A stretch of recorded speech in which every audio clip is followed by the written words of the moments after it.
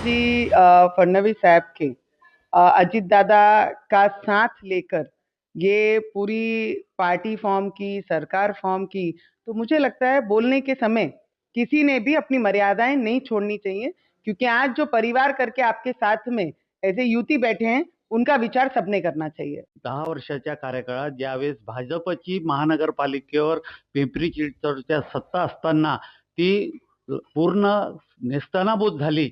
हा उद्देश त्यांचा बीजेपीवर म्हणजे त्या तिथल्या लोकल लोकांनी जे काही तिथं काम केलं त्यावर त्यांचा रोख होता.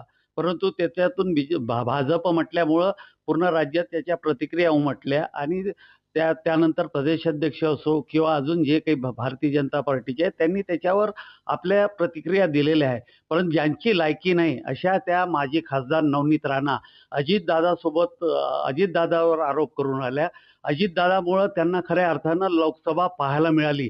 अजितदादा नसते तर त्यांना लोकसभा सुद्धा पाहायला मिळाली नसती.